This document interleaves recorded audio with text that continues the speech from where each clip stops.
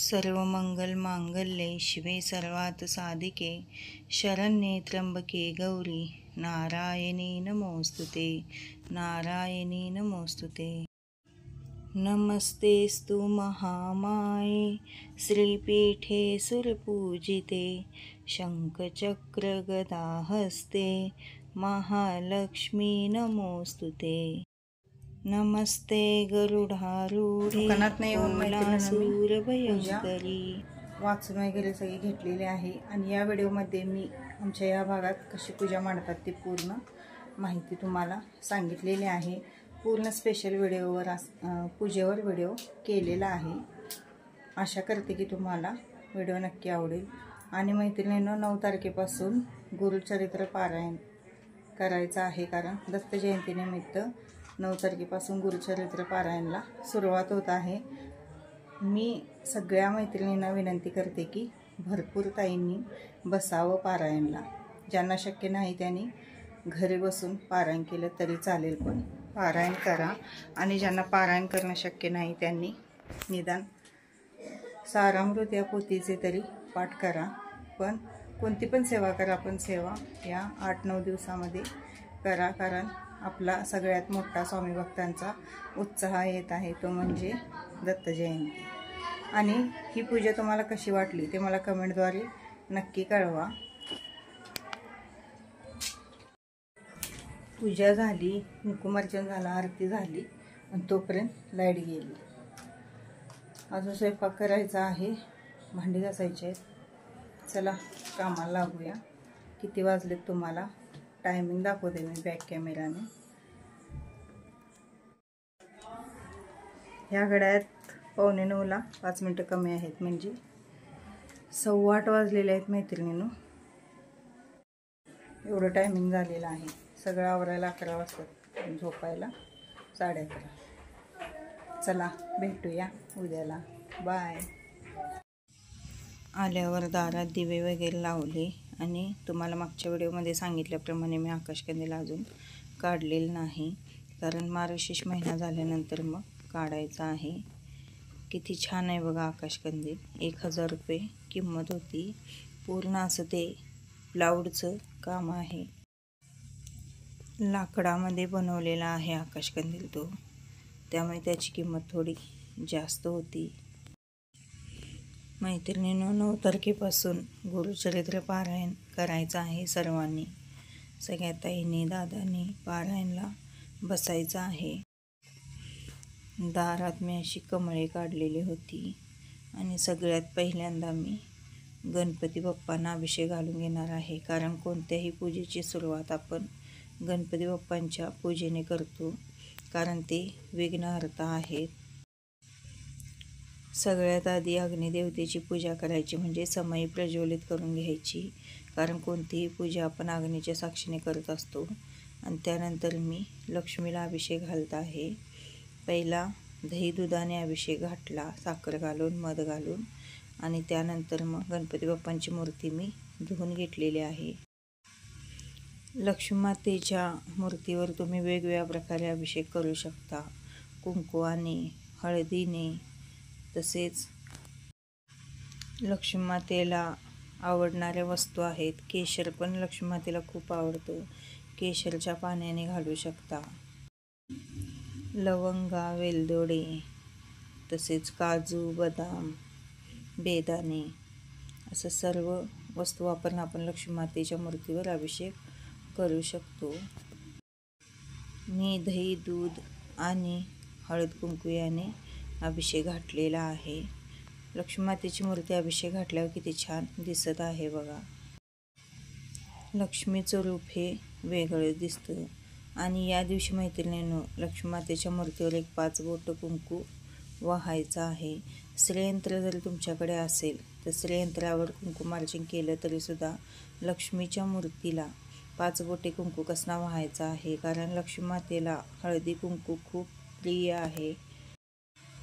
तसेच लवंगाची माळ करून तुम्ही लक्ष्मी मातेला घालू शकता।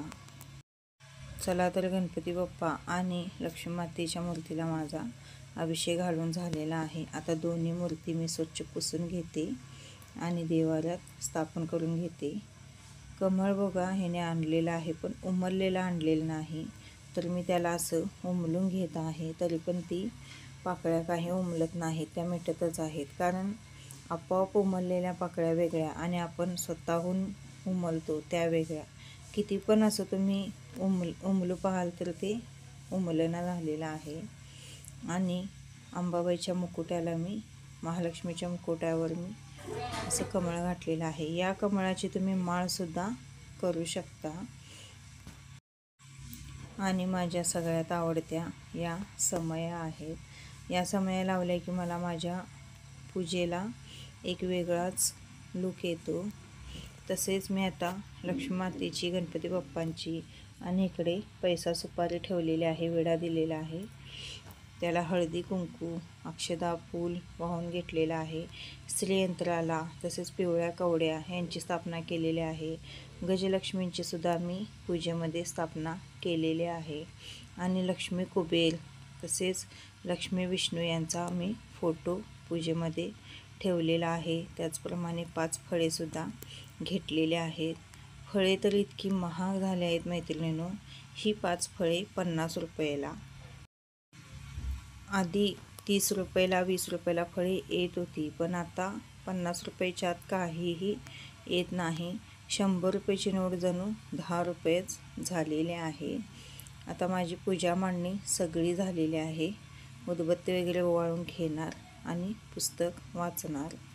लक्ष्मी व्रत कसे करावे. मार्गशीर्षात पहिल्या गुरुवारी स्नान करून 5 झाडाचे 5 डहाळे काढून ते भरल्या कळशी ठेवावे. रांगोळी काढून पाट मांडावा. पाटावर साळी घालून त्यावरती कळशी ठेवावी. कळशीत पैसे, सुपारी, मोती, कोळे, दुर्वा घालाव्या. जवळ समय लावावे. कळशीवर 8 बाजूला हळदी कुंकवाची बोटे उडावी. लक्ष्मी नमः म्हणून पूजा करावी. निरांजन धुपारती वाळून पुऱ्या लाडवाचा नैवेद्य दाखवावा. पिण्यासाठी वाटी दूध ठेवावे. काही फळे ठेवावे. लक्ष्मीची प्रार्थना व आरती करावी. सायंकाळी गायीची पूजा करून तिला नैवेद्य दाखवून आपण जेवावे. पूर्णपणे व्रतस्थ राहावे. त्या रात्री जागर करून सकाळी कळशीतील पाणी नदी वा विहिरीत सोडावे. 5 डहाळे 5 ठिकाणी टाकावे आणि घरी येऊन पूजेच्या ठिकाणी हळदी कुंकू व्हावे. अशा प्रकारे मार्गशीर्ष महिन्यातील सर्व गुरुवार व्रत करावे. माझे लक्ष्मी व्रत करणाऱ्यांना मी सुखी करेन, असे खुद्द लक्ष्मीने पद्मपुराणात सांगितले आहे. लक्ष्मी व्रताचे महात्म्य. श्री लक्ष्मी नमः. सौराष्ट्र देशात फार प्राचीन काळी भद्रशिवा नावाचा राजा राज्य करीत होता. तो फार विद्वान आणि वेदांत सिद्धी बुद्धी प्रदे देवी, भुक्ती मुक्ती प्रदायिनी, मंत्रमूर्ते सदा देवी, महालक्ष्मी नमोस्तुते. ओम ऐं ह्रीं क्लीं चामुंडाय विच्चे नमो नमः. ओम ऐं ह्रीं क्लीं चामुंडाय विच्चे नमो नमः. ओम ऐं ह्रीं क्लीं चामुंडाय विच्चे नमो नमः. ओम ऐं ह्रीं क्लीं चामुंडाय विच्चे नमो नमः. ओम ऐं ह्रीं क्लीं चामुंडाय विच्चे नमो नमः. ओम ऐं ह्रीं क्लीं चामुंडाय विच्चे नमो नमः. ओम ऐं ह्रीं क्लीं चामुंडाय विच्चे नमो नमः. ओम ऐं ह्रीं क्लीं चामुंडाय विच्चे नमो नमः. ओम ऐं ह्रीं क्लीं चामुंडाय विच्चे नमो नमः. ओम ऐं ह्रीं क्लीं चामुंडाय विच्चे नमो नमः. ओम ऐं ह्रीं क्लीं चामुंडाय विच्चे नमो नमः. ओम ऐं ह्रीं क्लीं चामुंडाय विच्चे नमो नमः. ओम ऐं ह्रीं क्लीं चामुंडाय विच्चे नमो नमः. ओम ऐं ह्रीं क्लीं चामुंडाय विच्चे नमो नमः. ओम ऐं ह्रीं क्लीं चामुंडाय विच्चे नमो नमः. ओम ऐं ह्रीं क्लीं चामुंडाय विच्चे नमो नमः. ओम ऐं ह्रीं क्लीं चामुंडाय विच्चे नमो नमः. ओम ऐं ह्रीं क्लीं चामुंडाय विच्चे नमो नमः. आद्यतरहिते देवी, आद्यशक्ती महेश्वरी, योगजे योग संभूते, महालक्ष्मी नमोस्तुते. ओम महालक्ष्मीच विद्महे विष्णुपत्नीच धीमहि, तन्नो लक्ष्मी प्रचोदयात्. ओम नारायणाय विद्महे वासुदेवाय धीमहि, तन्नो विष्णु प्रचोदयात्. पूर्वी प्रेम कृपा जयाची, सर्वांगी सुंदर शेंदुराची, कंठी झळके माळ मुक्ता फळांची. जय देव जय मंगलमूर्ती, दर्शन मात्रे मन कामना पूर्ती.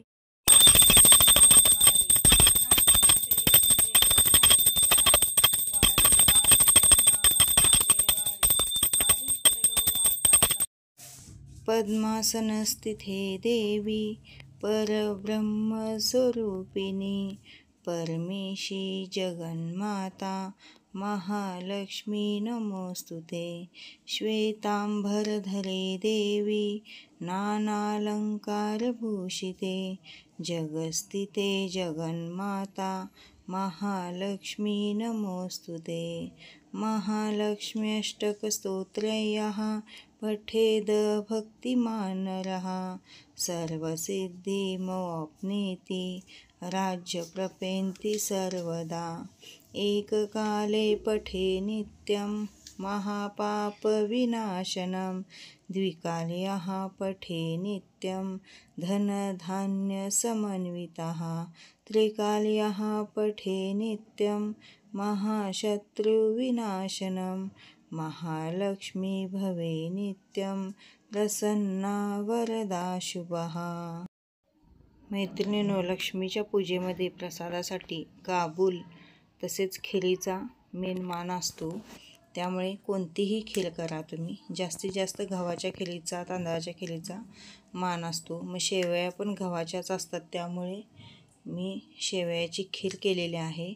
तसेच आधी काबूलचा नैवेद्य दाखवून घेतला आणि आता शेवयाची खीर दहीभात याचा नैवेद्य दाखवून घेणार आहे। शेवयाची खीरची रेसिपी काही सिंपलच आहे, त्यामुळे तुमच्यासोबत मी ती शेअर केलेली नाही। धन्यवाद मैत्रिणींनो।